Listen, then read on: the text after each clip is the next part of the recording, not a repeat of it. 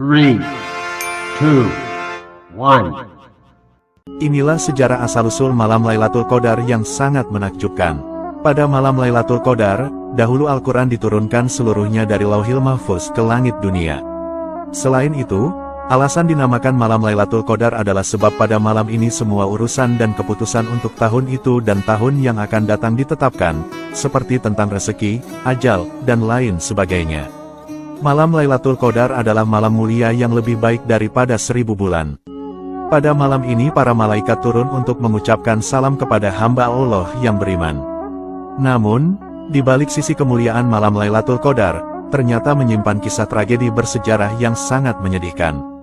Diriwayatkan dari Ibnu Abbas, bahwa dahulu malaikat Jibril alaihissalam pernah bercerita kepada Nabi Muhammad tentang sosok lelaki bernama Syamun al-Ghazi. Syamun al-Ghazi dikenal sebagai seorang mujahid handal yang pernah berperang melawan orang-orang kafir selama 1000 bulan lamanya. Hebatnya, ketika berperang, Syamun al-Ghazi hanya memakai tulang dagu unta sebagai senjatanya. Hal ini sebab ia tak punya alat-alat perang. Ajaibnya, ketika orang-orang kafir dipukul dengan tulang unta itu, maka tak terhitung korban yang tumbang dari mereka. Selain itu, tulang unta yang dimiliki Syamun ternyata mempunyai banyak kesaktian. Di saat Syamun al-Ghazi merasa haus, maka akan mengalir air segar dari sela-sela gigi tulang dagu unta itu, lalu diminumnya. Kemudian di saat perut Syamun al-Ghazi merasa lapar, maka muncullah daging dari tulang itu, kemudian Syamun memakan daging itu. Diketahui, bahwa Syamun al-Ghazi berperang melawan kaum kafir setiap hari sampai ia berumur 1000 bulan. Jadi jika dikalkulasi, 1000 bulan sama dengan 83 tahun lebih 4 bulan. Orang-orang kafir benar-benar tak mampu mengalahkan Syamun al-Ghazi. Suatu ketika, orang-orang kafir mencoba merayu istri Syamun al-Ghazi yang kafir untuk menghabisi nyawa suaminya. Orang-orang kafir lalu berkata kepada istri Syamun, "Sungguh, kamu akan aku beri harta yang melimpah jika kamu mau membunuh suamimu." Istri Syamun menjawab, "Aku tak mampu membunuhnya." Orang-orang kafir lantas berkata, "Kami akan berikan kamu seutas tali yang kuat. Ikatlah kedua tangan suamimu itu dan juga kedua kakinya saat sedang tidur. Lalu, nanti kami yang akan menghabisinya." Kemudian, istri Syamun menyetujui tawaran itu. Ketika Syamun sedang tidur pulas, sang istri yang durhaka itu lantas mengikat tubuh Syamun sekuat-kuatnya menggunakan tali pemberian orang kafir. Ketika Syamun terbangun dari tidurnya, ia pun terkaget dan bertanya kepada sang istri, "Siapakah yang mengikatku?" Sang istri menjawab, "Akulah yang mengikatmu hanya untuk menguji kekuatanmu." Atas kekuatan dan kekuasaan dari Allah Subhanahu wa Ta'ala, Syamun lantas dengan mudahnya mampu melepaskan tali-tali yang mengikat tubuhnya itu. Karena hal itu gagal, kemudian orang-orang kafir memberikan sebuah rantai lagi kepada istri Syamun untuk mengikat sang suami. Diharapkan semoga saja Syamun tak mampu melepaskan tali rantai itu. Namun aksi gila itu tetap gagal kembali, karena Syamun dengan mudahnya mampu melepaskan rantai yang kuat itu. Syamun al-Ghazi lantas berkata kepada sang istri, "Wahai istriku, aku ini seorang waliullah. Tidak ada satupun di dunia ini yang bakal mampu mengalahkanku kecuali rambutku ini."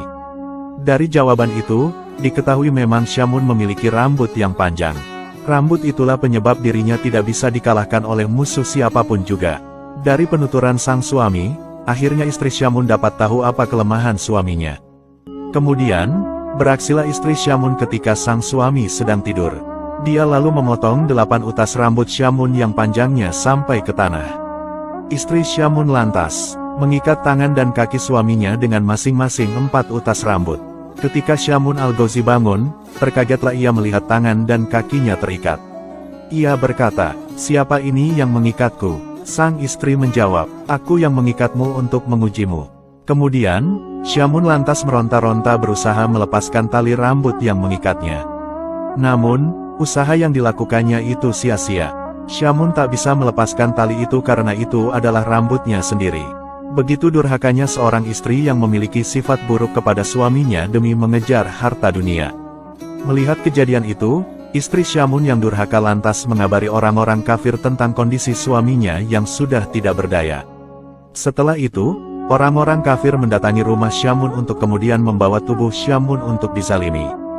Ketika telah sampai di tempat penyiksaan, tubuh Syamun lalu diikat di sebuah tiang.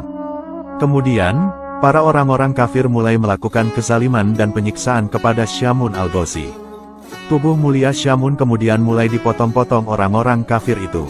Tidak hanya itu, mata Syamun juga dicongkeli, kedua bibir dan lidahnya juga dipotong sampai lepas.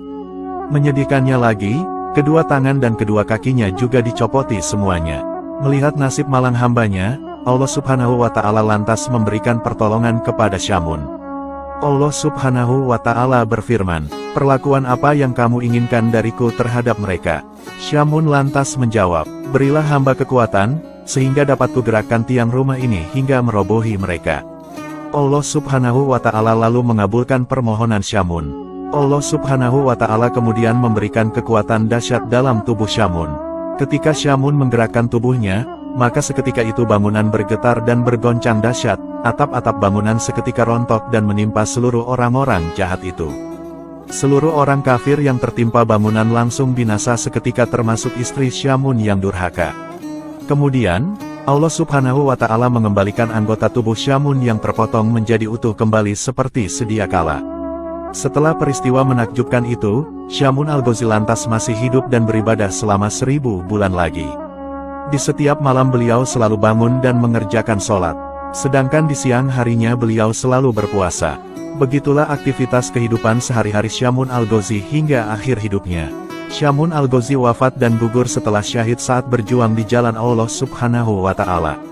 Setelah mendengar kisah luar biasa itu, para sahabat Rasulullah lantas menangis haru dan ingin sekali seperti Syamun.